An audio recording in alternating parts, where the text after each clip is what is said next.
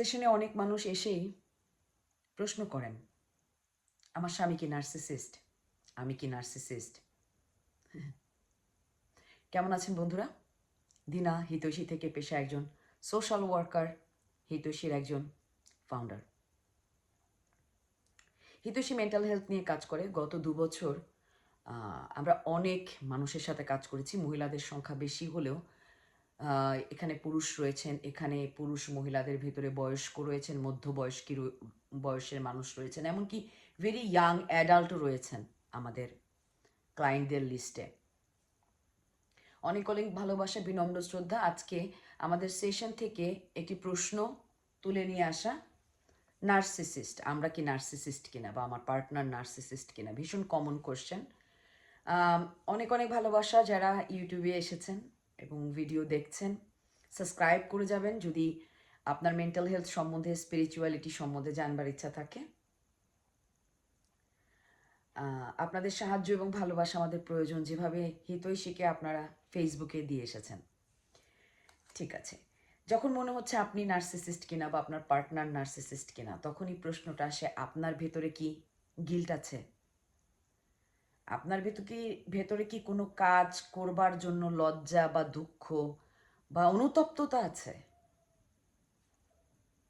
তবে আপনি নার্সিসিস্ট নন, তবে আপনার পার্টনার নার্সিসিস্ট নয়। কারণ একটি ব্যক্তিকে নার্সিসিস্ট হতে হলে তার ভিতরে গিল্ট, এমপ্যাথি এগুলো থাকবে না। নার্সিসদের সেটা নেই। তারা যখন ভুল করেইনি, তারা কেন সরি বলবে? তারা যখন কোনো দোষ করেইনি, তবে কেন তাদের ভিতরে অনুতপ্ততা তৈরি হবে? এবং তারা যদি কোনো কারণে অ্যাক্সিডেন্টলি আমাদের সরি বলতে হয়, তারা বলে যে সামনের মানুষটির জন্য আমাকে সরি বলতে হয়েছে। কারণ সামনের মানুষটি যে কোনো কারণে আমি সরি বাধ্য হয়েছি বলতে, কিন্তু আমার দোষ না। সেখানেও সে ভিকটাম। Narcissist always a ভিকটাম। এবং আমাদের পরিবারে যখন আমাদের কাছে মনে হয় আমাদের পার্টনার নার্সিসিস্ট কিনা বা আমি নিজে নার্সিসিস্ট কিনা, প্রথমে এই জায়গাটাতে খেয়াল করবেন যে আপনার ভিতরে লজ্জা আছে কিনা, আপনার ভিতরে অনুতপ্ততা আছে কিনা, আপনার ভিতরে সরি বলবার ক্ষমতা আছে কিনা, আপনার ভেতরে একটা মানুষের কষ্ট দেখে ইমপ্যাথি আপনি ফিল করেন কিনা, যে জিনিসটা ফিল করতে কেমন লাগে, এই জায়গাটাতে থাকতে কেমন লাগে, এমন একটি ব্যবহার পাওয়ার পরে কেমন ফিল হয়, সেটা যদি আপনি ফিল করতে পারেন বা ফিল করতে চান এবং বোঝেন যে হ্যাঁ আপনি বুঝতে পারছেন, পুরোটা আমরা কখনোই বুঝতে পারবো না আর একটা মানুষের জীবনে কি হচ্ছে, তাহলে আমরা নার্সিসিস্ট নই। কিন্তু আমাদের বাবা মা যদি নার্সিসিস্ট হন, যে কোনো একজন যদি নার্সিসিস্ট হন, আমাদের কিছু বিহেভিয়ে কিছু জিনিস আমরা অ্যাডপ্ট করে ফেলি তাদের সাথে থাকার কারণে, যেহেতু তাদের সাথে আমাদের চাইল্ডহুডটা চলেছে, আমাদের প্রাইমারি সময়টা আমরা তাদের সাথে কাটিয়েছি। তো আমাদের ভেতরে কিছু ড্যামেজ আমরা দেখতে পারি। আজকে সেই ড্যামেজ নিয়ে কথা। আমি 7টি পয়েন্ট আজকে বলবো। এই 7টি পয়েন্ট আমার পড়াশোনা থেকে, আমাদের সেশন থেকে, এবং আপনারা জানেন যে রিসার্চ করবার ইচ্ছে এবং চেষ্টা সবসময় হিতৈষীর থাকে, সেখান থেকে 7টি পয়েন্ট আমি আজকে বলবো। নাম্বার 1 হচ্ছে, আপনি ভেরি সেন্সিটিভ টু ক্রিটিসিজম। আপনি নিতে পারেন না ক্রিটিসিজম, সেটা ভালো হোক মন্দ হোক, আপনি নিতে পারেন না। অনেক ক্রিটিসিজম আছে আমাদের নিতে হয় না, এবং আমরা তারপরও যখন নেই, সেটাও আমাদের ডিসফাংশন একটা জায়গা। কিন্তু আমরা যদি কখনো ক্রিটিসিজম নিতে না পারি, সেটা মানে ছোট ছোট ক্রিটিসিজম আমরা নিতে না পারি, আমরা একটা ডিসফাংশনাল ফ্যামিলি থেকে এসেছি। কারণ আমাদের বাবা মা হয়তো ছোটোবেলা থেকে আমাদের এত বেশি ক্রিটিসাইজ করেছে। কারণ নার্সিসিস্ট তার সন্তানকে সবচেয়ে বেশি ক্রিটিসাইজ করবে, তার সন্তানকে সবচেয়ে বেশি জাজ করবে, কারণ তার সন্তান হচ্ছে তার এক্সটেনশন। তার সন্তান যে তার আরেকটি ব্যক্তি, তার সন্তান যে একটি আলাদা মানুষ, সেটা সে ভাবতে পারে না। একজন নার্সিসিস্ট প্যারেন্টস সবসময় চিন্তা করেন তার সন্তান হচ্ছে তার এক্সটেনশন, তাদের ব্যক্তি হিসেবে তারা জাজ করতে পারে না। তো তাদের অনেক ক্রিটিসাইজ করবে, যে জিনিসগুলো সে নিজেরও পছন্দ করে না, এবং বাচ্চার ভেতরে দেখবে সে ক্রিটিসাইজ করবে। বাচ্চাটাকে সবসময় একটা প্রেশারের ভেতরে সে রাখবে। তো ওইভাবে যখন আমাদের ছোটোবেলাটা যায়, আমরা ক্রিটিসিজম নিতে পারি না। নাম্বার 2 হচ্ছে ল্যাক অফ বাউন্ডারিজ। আমাদের বাউন্ডারিজটা থাকে না, কারণ আমাদের বাবা মা তাদের এক্সটেনশন আমাদের মনে করে, তারা কখনো আমাদের বাউন্ডারিজ দেয় না। তারা মনে করে যে আমাদের জীবনের যে কোনো কিছু ডিসিশন তারা নিতে পারে। যেমন আমরা বাচ্চা বড় হয়ে গেছে, অ্যাডাল্ট হয়ে গেছে, হয়তো 20 ইয়ার্সের বেশি হয়ে গেছে, তারপরও সেই বাচ্চাটার জীবনে আমরা ইনভলভ হই। সে কার সাথে মিশবে, কোথায় খাবে, সে কি পড়ছে, সব কিছুর প্রতি আমাদের একটা কন্ট্রোল রাখার আমাদের চেষ্টা থাকে। তো আমরা সেই বাউন্ডারিটা সন্তানকে দিতে পারি না, এবং সেই সন্তানটা যখন সমাজে যায় তখন সে নিজের বাউন্ডারি সেট আপ করতে পারে না, অন্য একটি মানুষের বাউন্ডারি বুঝতে পারে না। Lack of boundary. Never enough. Number 3 হচ্ছে নেভার অ্যানাফ। নিজের ভিতরে যথেষ্ট ফিল না করা। কারণ আমরা যখন নার্সিসিস্টিক প্যারেন্টদের সাথে জীবনটা কাটাবো, তারা আমাদের সবসময় বুলি করবে, আমাদের ভুল ধরবে, আমাদের বুলি করবে। তো আমরা কখনো নিজেকে এনাফ ফিল করব না, এবং নিজেকে এনাফ ফিল না করার এই ফিলিংসটা আমরা সারা জীবন নিয়ে চলি। কারণ আমাদের ভেতরে প্রথম 7 থেকে 9 বছরের ভেতরে আমরা আমাদের জীবনের একটা ম্যাপ করে নেই, চরিত্রের একটা ম্যাপ করে নেই। তো আমাদের নেভার এনাফ একটা ফিলিংস থাকে। নাম্বার 4 হচ্ছে আমাদের জীবনের ডিপ্রেশন এবং এংজাইটি, মানে এটা আমাদের লাইফে ভেরি ইজি আমাদেরকে অ্যাবজর্ভ করে নিতে পারে। যে কোনো ডিপ্রেশন, কোনো ঘটনাকে অনেক দিন ধরে রেখে দেয়া, কোনো একটি ঘটনা হবে তার এংজাইটি অনেক দিন ধরে রেখে দেয়া। তো বিকজ আমরা একটি নার্সিসিস্টিক প্যারেন্টসের ঘরে যে বাচ্চাটা থাকবে সে সবসময় একটা এক্সেলের উপরে চলবে, কারণ সামনের মানুষের ভ্যালিডেশন দরকার। কারণ বাচ্চারা সবসময় বাবা মার ভ্যালিডেশন খোঁজে। দেখবেন ছোটোবেলায় বাচ্চারা কিছু একটা করে সবার আগে বাবা মাকে দেখায়, কারণ বাবা মা হচ্ছে আমাদের লিডার, রাইট? আমরা তাদের ভ্যালিডেশন আগে চাইব।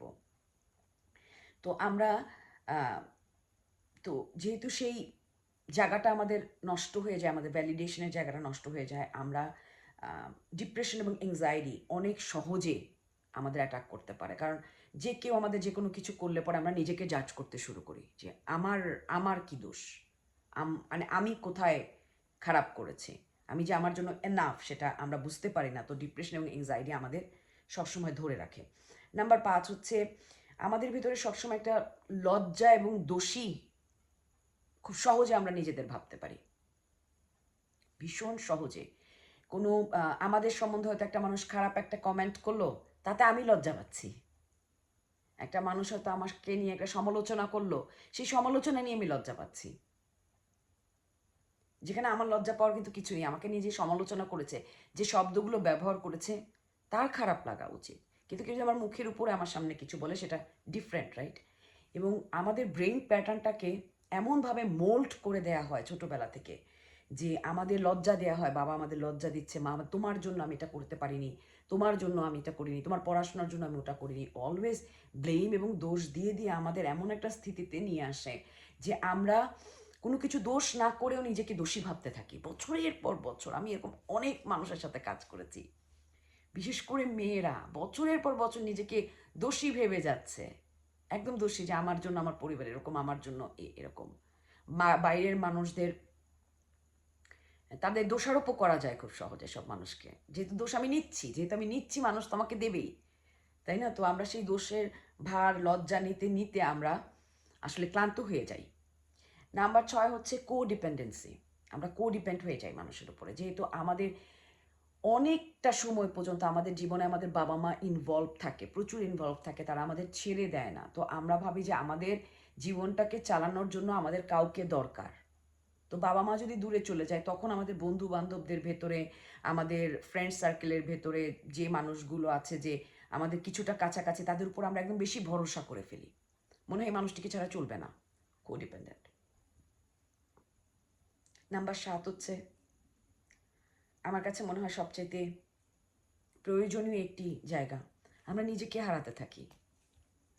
আমরা একটা সময় পরে নিজেকে আর চিনি না, এবং নিজেকে নিজে বুঝতে পারি না, আমার ভেতরে কি চলছে আমি বুঝতে পারি না, আমি কনফিউজড থাকি, আমার একটা ক্লিয়ার পিকচার ভেতরে থাকে না যে আমার সাথে হচ্ছে কি, আমি এমন ফিল কেন করছি।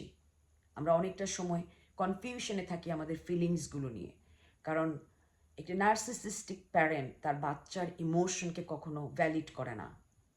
একটা বাচ্চা তার ইমোশনে সিকিওর থাকে না। তো সেই ইনসিকিউরিটি নিয়ে অনেকটা সময় যখন আমরা চলবো, একটা সময় আমরা একা ফিল করব, আমরা নিজেকে চিনব না। কারণ একটি নার্সিসিস্টিক প্যারেন্ট কখনো চায় না তার বাচ্চা ইন্ডিপেন্ডেন্ট হোক, কারণ তারা মনে করে তাদের সন্তান তাদের এক্সটেনশন, তাদের সন্তানকে তাদের মতোই তারা যেভাবে চিন্তা করেছে। যেমন নার্সিসিস্টিক প্যারেন্টদের একটা জিনিস আপনি দেখবেন যে অনেক অনেক সময় এক ধরনের কথা আমি অনেক প্যারেন্টসের সম্বন্ধে শুনেছি যে আমি আমার বাচ্চার ভবিষ্যৎ দেখতে পারি, আমি জানি আমার বাচ্চা কত দূর যাবে, আমি জানি আমার বাচ্চা কত দূর করবে। ডেফিনেটলি স্রষ্টা যেমন আমাদের ভবিষ্যৎ দেখতে পারে, আমরাও আমাদের বাচ্চাদের ভবিষ্যৎ দেখতে পারি, কিন্তু আমি যেভাবে তার ভবিষ্যৎ দেখছি সে হয়তো তার ভবিষ্যৎ সেভাবে দেখছে না। তো আমি যেটা দেখছি সেটা তাকে প্রেজেন্ট করার সাথে সে যেটাকে দেখছে সেটাকেও আমাদের রেসপেক্ট করতে হবে, বুঝতে হবে সে আমার থেকে আলাদা একটি ব্যক্তি। কিন্তু আমরা যখন সবসময় চাপিয়ে দিয়ে, এবং কেউ চাপিয়ে দিচ্ছে সেটাকেই কমফোর্ট ভেবে নেব, আমরা নিজেদের হারাতে থাকবো, আমাদের কনফিডেন্স লেভেল ভালো থাকবে না, আমরা সবসময় নিজেকেই ডাউট করব। অনেক অনেক ভালোবাসা, বিনম্র শ্রদ্ধা যারা ভিডিওগুলো দেখেন। পরিবারে অনেকগুলো ভিডিও আছে, দেখবেন, এবং কেউ না কেউ কথা বলবে এবং সবাই কথা বলবে না, কিন্তু যারা বলছে এবং যারা সাহায্য করবার এবং পাবার চেষ্টা করছে তাদের জন্য হলেও একটি লাইক এবং চ্যানেলটিকে সাবস্ক্রাইব করে যাবেন। কারণ হিতৈষীতে আমরা এমন অনেক অনেক মানুষকে সাহায্য করতে পারছি যারা বছরের পর বছর ডিপ্রেশন এবং অ্যাংজাইটিতে ভুগছেন, ট্রমাতে ভুগছেন। আপনার একটা লাইক, আপনার একটা সাবস্ক্রাইব, হয়তো এই ভিডিওটি এমন কোনো সন্তানের হাতে গিয়ে পড়বে, এমন কোনো মানুষের হাতে গিয়ে পড়বে, সে বুঝতে পারবে সে ভঙ্গুর নয়, তাকে ভঙ্গুরভাবে পৃথিবীটা দেখানো হয়েছে, তাকে ট্রেন করা হয়েছে। এবং আমরা যখন আমাদের এই ভেতরের জেলখানা থেকে নিজেরা বের হতে না চাইব, আমরা যদি সেই জেলখানার ভেতরে কমফোর্ট হতে থাকি, আমাদের কষ্টতে আমরা কমফোর্ট হতে থাকি, তখনই আমাদের জীবনে ভালো কিছু হওয়া সম্ভব না, পরিবর্তন হওয়া সম্ভব না। অনেক অনেক ভালোবাসা, বিনম্র শ্রদ্ধা, আপনাদের দিদি দিনা।